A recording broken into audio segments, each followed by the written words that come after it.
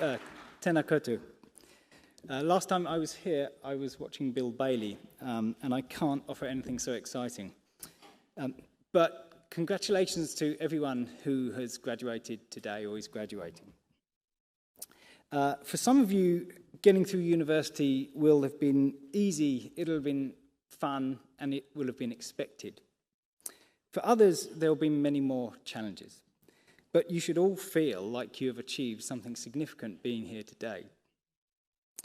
I'm used to speaking about my science and about what I do on a day-to-day basis, but I wondered actually why I was asked to talk to you today and what I could possibly say. I attended my own undergraduate ceremony, but not my master's and PhD, and actually I dislike ceremony. I tried to keep casual. But I asked myself, so what would I like to listen to? My answer was initially not me, not this. But I do like to listen to people, and I like to hear their views. And so here are some of mine. So as scientists, and I'll call you all collectively as scientists who have graduated today, you have skills that will help you deal with some of the most pressing issues of our current time and the future. So the biodiversity and extinction crisis, public health issues, feeding the world's now enormous population, ideally without harming the world any further, climate change and social injustice. And you might think, well, I've just graduated and I've done it during a pandemic, and now he wants me to solve some of these other world issues. And the answer actually is yes. But you're not expected to do that alone. In case it has escaped your notice, New Zealand actually punches well above its weight in terms of impact, and some simple lists include women's and men's rugby. It includes sailing. I think today the men's one-day international team became first in cricket. It could be sailing, world-leading farming, resurrecting nearly extinct birds, perhaps because of maybe too much world-leading farming at times, and dealing with a pandemic. And we're in a luxury position to be here today, sitting next to each other without masks or having to have space, or even this ceremony going ahead. But this all takes teams. And actually, of course, teams are made of individuals. They're made of individuals like you, like me, like the person sitting next to you. But we still face huge issues, and for example, social inequality or environmental issues. So what words of wisdom can I offer you now going into the future? Sat in a similar position, I would personally never have imagined that I would not just leave university, but then go back once and then twice, and even worse still, end up working in one. So I would encourage you to embrace and accept change. I thought I would be out there, actually, when I graduated, getting on with it, doing stuff and having impact. I graduated as a vet and intended on doing a lot of wildlife conservation. But I had a real interest in human health and public health and well, and now what I can do is I can knit those two together and have what I believe is an impact in both.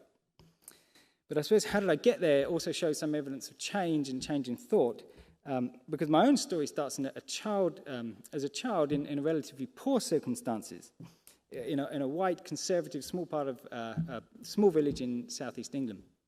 And it amused me because my dad was a labourer on the farm, where the actual owner himself lived in a caravan with an outside toilet. And we lived in a prefabricated concrete house.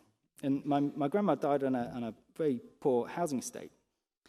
My father, I'm the first who went to university. My father left school at 16, mother at 18, and she was married by 19. But I had a very different teenage experience, and that is because my mother put a lot of effort and thought and money, all their money really, into my education, and I ended up at a rich private secondary school, did all those things, and ended up at Cambridge doing a PhD.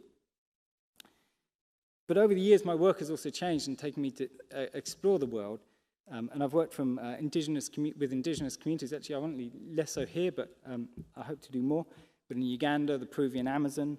I've worked with Ebola virus, chimpanzees and gorillas in Africa, worked with the White House, the UN and WHO on the origins of COVID. And this is all from a boy from a small village in southeast England.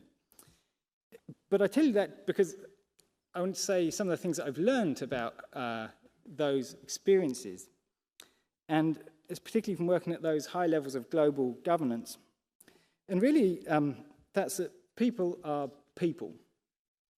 We are the problems, but we're also the solutions to the problems.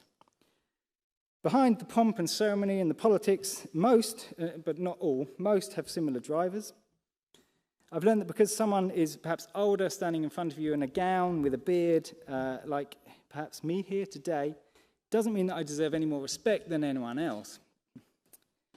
And in fact, the knowledge of, let's say, a villager who's illiterate in some parts of the world can be just as great as those who have equal power, who have great power. But the subject is different. But it's also clear to me that power can be corrupting and distorting, and I'm mindful of those who have it, and I'm suspicious of those who desire it. If you find yourselves in positions where you have power, and many of you graduating today will, I would say recognize it and be mindful of and push back against some of the distortion that comes with it. Which brings me to change again. Don't define yourselves by where you started from. And don't define yourselves by your degree. I don't think that's healthy. I think it's limiting. I never actually saw myself as a vet. I saw myself as a person with a veterinary degree. And don't feel trapped by that vocation. I think this is healthier, but I only realize that in retrospect. And in fact, science itself is about accepting that we don't know everything. We have to accept that our ideas must change with new knowledge.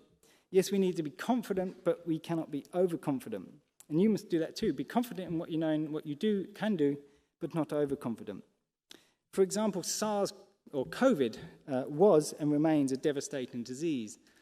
But SARS coronavirus 2 is not SARS coronavirus. SARS coronavirus 2 is more transmissible than SARS coronavirus. There is asymptomatic infection, and these make it much harder to control. Our assumptions at the beginning of the pandemic were wrong. So there is so much that we don't know. Today, we also probably have enough scientific knowledge to live better, environmentally sustainable and more just lives. So we also need to ask, why are we not doing that? And that's where, even though we're in science disciplines, we need to embrace and engage with the social scientists to understand those reasons. We need arts, of course, to help to communicate and to challenge us, and, of course, for enjoyment. Remember, life is not all about work. If you can, make time to watch Bill Bailey, sing, dance, draw, whatever it is that brings you enjoyment. Make that time for yourselves to relax. But also remember lockdown. If you think of the coronavirus lockdown, that shone a light on people whose jobs were actually essential to society. And it was not the people making the millions from investment banking. It was the cleaners, the nurses, the shop assistants stacking food on shelves, farmers, yes, doctors, and some scientists. And we need to learn from these experiences to make sure that we value everyone, able, disabled, advantaged, disadvantaged. Indeed, I've fostered children in New Zealand, over 40 children since being in New Zealand, and some people are hugely disadvantaged, but they have great potential, and we need to make sure that people can fulfill their potential. Which brings me to success. So if you win gold, if you want to win gold, but you win silver, is that a failure? And to almost everyone, silver is a success.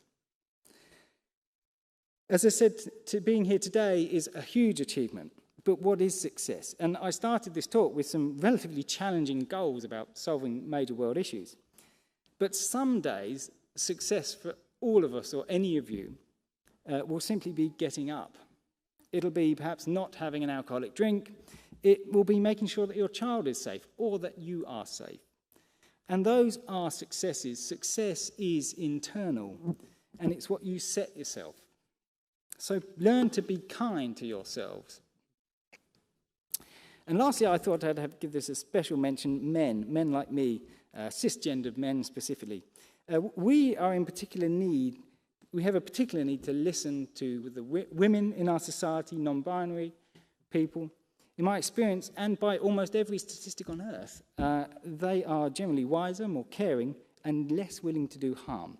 So my best mates are men, but my role models are women. So that's all I have to say.